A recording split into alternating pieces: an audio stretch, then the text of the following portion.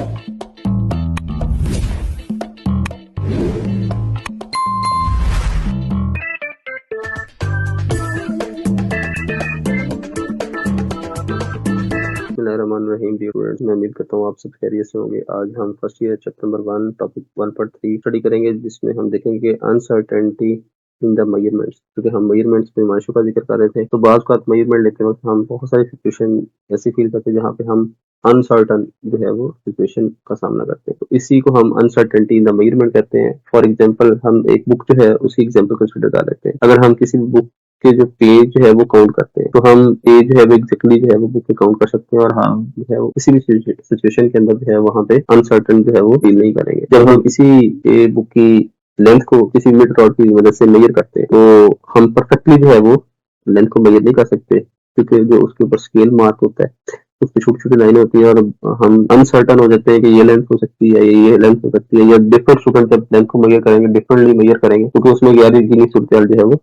बन जाती है। तो हम ये कह सकते हैं, कंक्लूजन ये फाइंड कर सकते हैं कि every instrument has the smallest division mark. This fact put limit on the accuracy या ऑन इट्स एक्यूरेसी। मीन कि हमारे पास हर मेजरिंग इंस्ट्रूमेंट के साथ एक जो है अनसर्टन यानी कुछ लिमिट्स जो है वो एसोसिएटेड होती है, जो कि उस मेजरिंग इंस्ट्रूमेंट की एक्यूरेसी को डिस्टर्ब करते हैं।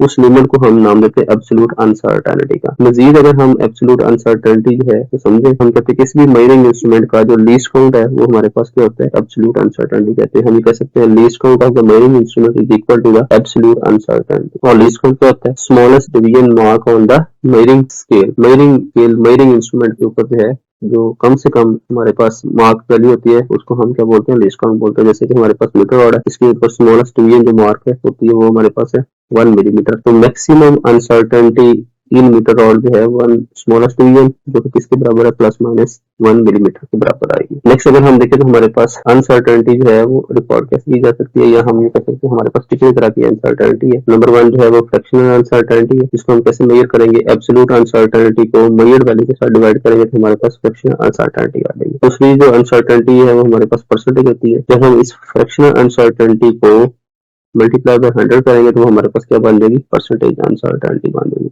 इसको हम ऐसे ही मेंशन कर सकते हैं कि fractional uncertainty multiply by 100 is equal to percentage uncertainty. मजीद अगर देखें तो डिजिटल इंस्ट्रूमेंट का जिक्र यहाँ पे है हमारी बुक के अंदर, तो डिजिटल इंस्ट्रूमेंट के साथ भी कुछ ना कुछ अनसर्टेनिटी जो है वो एसोसिएटेड होती है। जब भी हमने डिजिटल इंस्ट्रूमेंट के अंदर जो है वो अनसर्टेनिटी को देखना है तो हम देखेंगे लास्ट डिजिट की fluctuation. Look at the fluctuation of last digit. अगर लास्ट डिजिट की फ्लक्चुएशन जो है 1 और 2 होगी तो हम उसको as it is right down कर देंगे, मीन के हमारे पास this last digit is your estimation or uncertain. लेकिन अगर हम फ्लक्चुएशन को देखें वो ग्रेटर देन 2 आ रही है तो हम थोड़ा सा वेट करेंगे, क्योंकि रीडिंग में भी influenced by outside factor like mean के उस फ्लक्चुएशन ग्रेटर देन 2 जो नंबर है उसकी फ्लक्चुएशन की वजह कोई ना कोई एक्सटर्नल फैक्टर हो सकते हैं।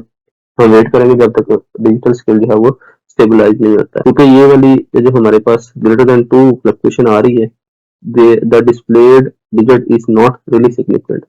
इस वक्त है वो हमारे पास जो डिस्प्ले आएगा डिजिटल स्केल का वो ज्यादा सिग्निफिकेंट कंसिडर नहीं किया जाएगा।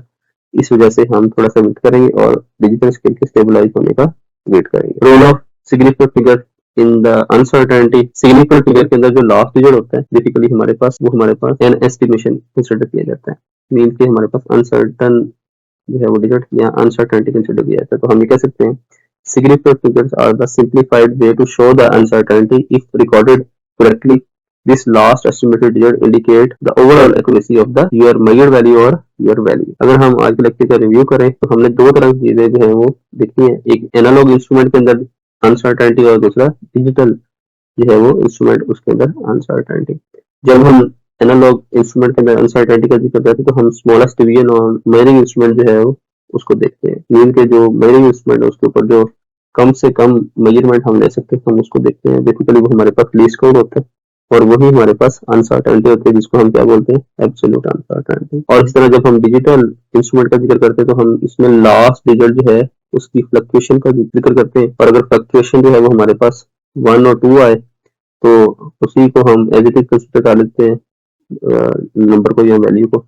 लेकिन अगर हमारे पास जो फ्लक्चुएशन है वो ग्रेटर देन 2 आए तो फिर हम वेट करते हैं क्योंकि वो किसी न किसी एक्सटर्नल फैक्टर की वजह से हो सकती है।